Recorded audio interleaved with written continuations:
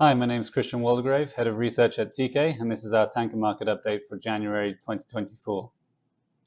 Well, looking back at last year, it was quite a spectacular year for spot tanker rates, particularly in the sectors that Teekay Tankers operates in, the Aframaxes and the Suezmaxes, where we saw some of the strongest spot rates of all time. And that was really for a couple of main factors. If we look back at last year, we saw global oil demand growth of 2.3 million barrels a day, and we saw global oil demand move back above pre-COVID levels for the first time. And that was really helped by China lifting all its COVID restrictions at the beginning of last year. And so we saw pretty healthy demand growth in China and Asia in general.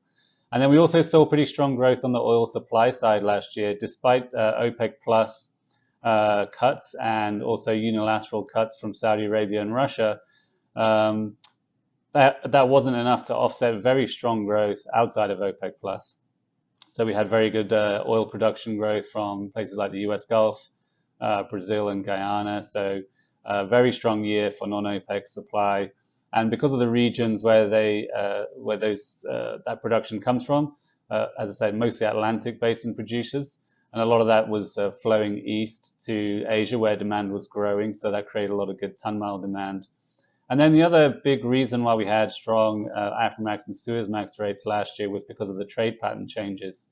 So last year was the first full year of the changed Russian oil trading patterns.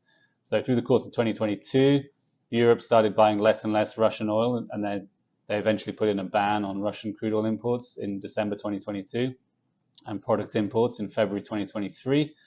And then from that point onwards, over 90% of Russian oil has been flowing long haul to India and China.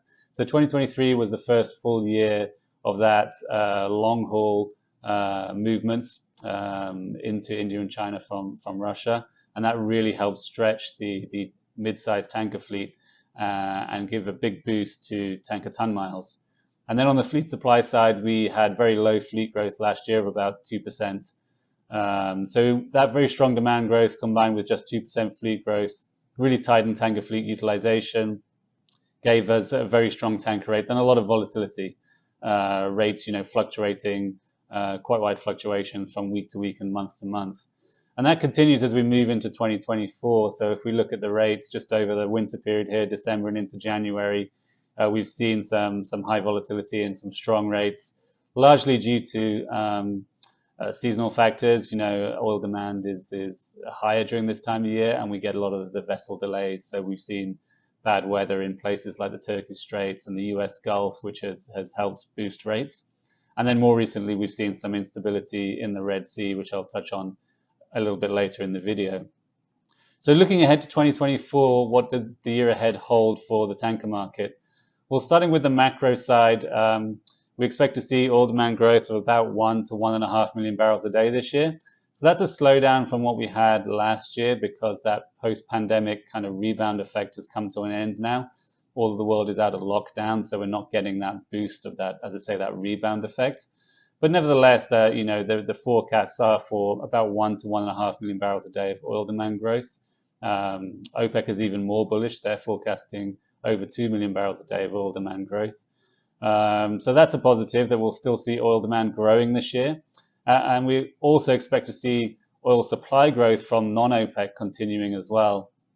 So again, we're probably going to get over 1 million barrels a day, maybe 1.5 million barrels a day of supply growth from non-OPEC, which will come from a mixture of the US Gulf. The US oil production won't grow as quick as it did last year, but we should still get a little bit of growth and more exports coming out of the US Gulf there. And again, more oil coming out of Brazil and Guyana. And like I said before, where the demand is growing is in Asia. So a lot of that Atlantic-based crude should find its way east, which will support ton miles. So the macro side of things looks quite supportive for tanker demand growth, tanker demand again in 2024.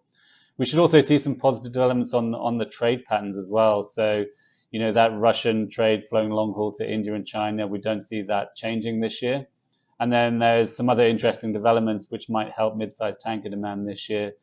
Probably the biggest of which is the expansion of the Trans Mountain pipeline from Alberta to the west coast of Canada. So that's a 590,000 barrel per day pipeline that's due to come online in Q2. So hopefully we should see that start to ramp up through the second half of the year. And should result, if it gets up to full capacity, in almost an Aframax a day loading out of Vancouver here and going either to the west coast of the US or perhaps over to Asia. So that should create quite a bit of incremental Aframax demand as we go through the second half of the year.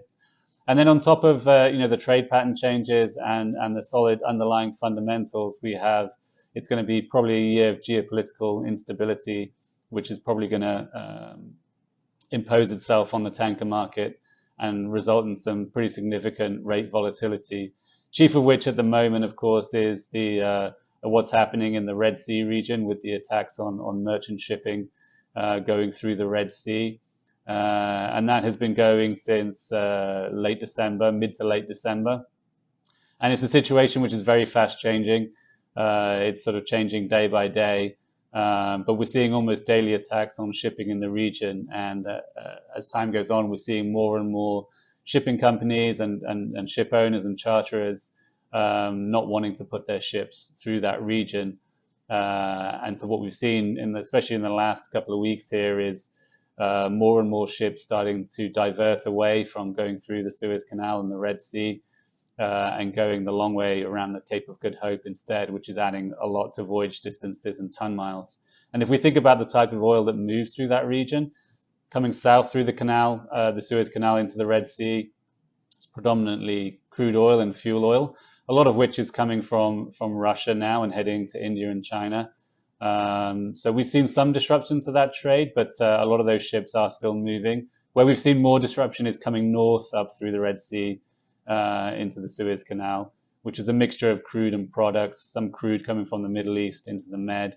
But that's a very important transit route for diesel and jet fuel coming from refineries in the Middle East and West Coast India into the Mediterranean region. So we're seeing a lot of diversions now on that. And just in the last week or so, we've seen a very big increase in product tanker rates, particularly on the LR2s, because a lot of those ships that were going through the Red Sea and the Suez Canal into Europe are now having to go the long way around to the Cape, via the Cape of Good Hope into Europe, which adds a massive amount of ton-mile demand due to the extra distances involved.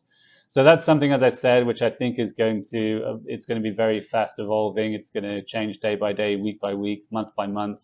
But I think on top of the solid oil market fundamentals and the trade pattern changes, I think this geopolitical instability has the potential to boost tanker rates even further this year and cause a lot of volatility. So I think you are going to see spot rates fluctuate pretty heavily during the course of the year, depending on events and how they happen. And then on the fleet supply side of the equation, this is probably going to be as good as it gets this year in terms of tanker supply. It's a very small order book due to deliver this year. Especially at the top end of the fleet. I think there's only 2 VLCCs due to deliver this year. Not very many Suezmaxes, a few more Aframaxes. But overall, in terms of total deadweight capacity coming into the fleet, we think it might be the lowest year for new tanker deliveries in deadweight terms since perhaps the late 1980s.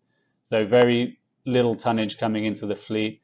And at the same time, the fleet is aging. There's a lot of ships now getting into, reaching 20 years of age when it becomes typically more difficult to trade those ships. The past couple of years, we've seen some of those old ships go into what we might call the gray fleet or the dark fleet and trading out of Russia or doing sanctioned trading out of Iran and Venezuela. I think that fleet is now getting a bit more saturated. I'm not sure those trades need a lot more ships.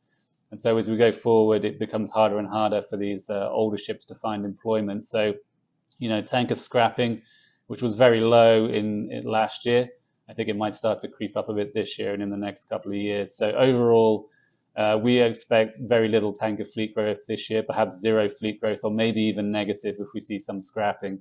So again, a backdrop of very low tanker fleet growth against a positive demand environment. We think that this year is going to be another very good year for spot tanker rates, albeit characterized, as I said, by pretty high volatility. So that's our tanker update for January, and we'll speak to you again next month.